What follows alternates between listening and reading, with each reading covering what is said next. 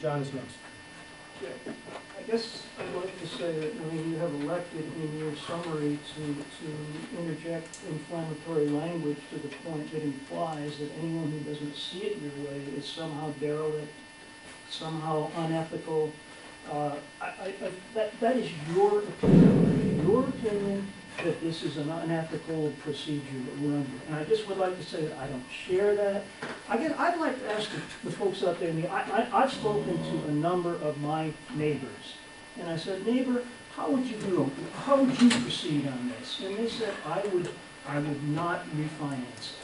How do the people in the audience feel? Are we unethical? Am I unethical? Do you want us to refinance this under the terms that you heard here today? I'm just curious as to what the membership feels about this. Anybody have a position?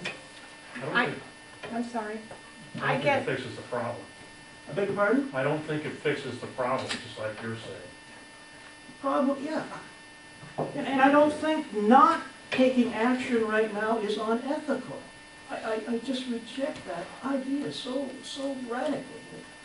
And I don't like being told or intimated that I'm some kind of an unethical slob because I don't want to do this. And only those of you who want to do this have the ethics and the morals that are necessary for this board. Nonsense. Lady in the third row? All I was going to say is not having anything to do with the ethics of it. If after 5 years, are we really going to drop our loan balance?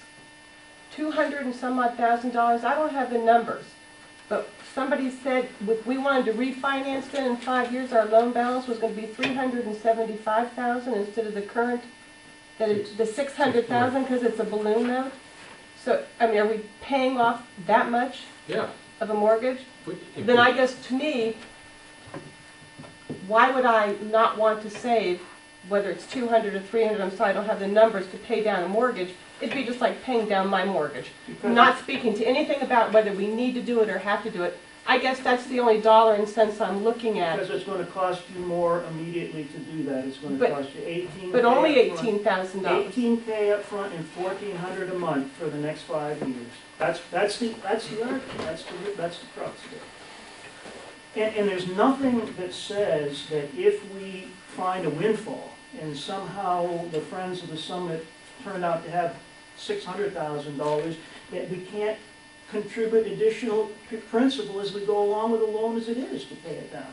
If in fact we have a windfall and we have all this money, we can pay down this loan faster. We don't have to refinance it in order to... You're all tired. I'm tired. John, I'm not insulting your integrity. I'm talking about my views of my integrity and principle. Joanne, one comment I would like to come back to, and we've said it a couple different ways, but the reason that the articles are so specific and the reasons that the percentage to mortgage are so high is because it is that important. And we just skipped right on by that because all of us collectively, 11 people on the board, didn't pick up on that. And that's shame on many of us that think we know these things pretty well, but we didn't. But that's why it's 67% of every eligible member, not at a meeting, every other one, because you're not supposed to do it. So we asked for advice from the audience, so let's let them speak. As one of the people who worked on the committee that put those articles of incorporation together in 1999, the reason we set those bars so high is to prevent the situation we're talking about tonight. That we thought that encumbering common areas for the use of the areas for the use of the membership without the permission of the membership was wrong. And that we put that language in there explicitly that way. And it was a long, hard deliberation for the committee, and it was a long, hard deliberation for the board at the time we passed those articles of incorporation. And it was also a long, hard deliberation by the membership at the time that did pass them, because they felt that they were being protected from some of the actions that the board might take without their permission. Thank you, Lou.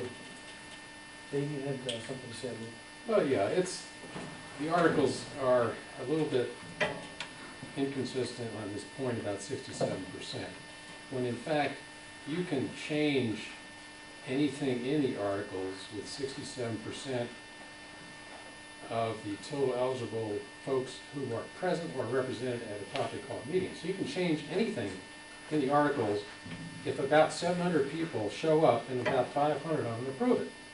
And we had 500 people vote for different folks at the last election, and we had a quorum. So I think it's, you might have to look at 2 different articles in here to get this approved, because the one on I the... disagree. You only have to look at the one article that says it requires 67% of the total eligible voting power of the organization. Yeah, but the other one says you can change anything in the article. Which Then so you you would have can change, to- so you you would can have to change do- that one You would using the have to other do article. that first. Do Yeah, that first. but you could do it, is what I'm saying. It's doable. Joanne? I just want to point out, to answer Judy's concern, yes, we would pay down the mortgage more, but we'd spend $154,000 to do it. I mean, we could just take that $154,000 and pay down the mortgage. So I mean, it's not free. I mean, because we're paying more per month, we pay down the mortgage. I still, I think we've discussed this ad nauseum, but I still feel that the real concern, and even the concern that Lou has, was made when the mortgage was done. We violated that when the mortgage was done. And I really, if I had a chance to vote at that time, I would have voted not to renovate this clubhouse if I knew we were going to have a $650,000 mortgage out there. Now that we have it, I think the issue becomes, what is the best thing to do in terms of the financial status of our membership? So that's the way I have to vote based on that. Can I just make one comment about the clubhouse? I don't know of anybody who was paying attention to what was going on, and the full disclosure of everything that was going on, would have ever thought there was not going to be a mortgage to build this. Because we knew it was $1.2 million to begin with. We know what Miller Smith was throwing in, and the rest has to come from somewhere. So it wasn't anybody to me going in here blind thinking when we get through it's going to be free and clear. So That was very well disclosed. Certainly the board knew it in depth, and it was disclosed to the membership in every possible way imaginable. I'm going to take one more comment from the audience. Yes, sir? Great. I appreciate all this dialogue. It's very good. And I agree with a couple of you. I think you made very good points. Sure, shame on the board then, but shame on us too. We all live here. We should ask questions. So we're all together on this. So now moving forward, because we've got to move forward. What's best, and I think, ma'am, I don't know your name. Joanne. I liked your point about where are we financially today? What can we afford today?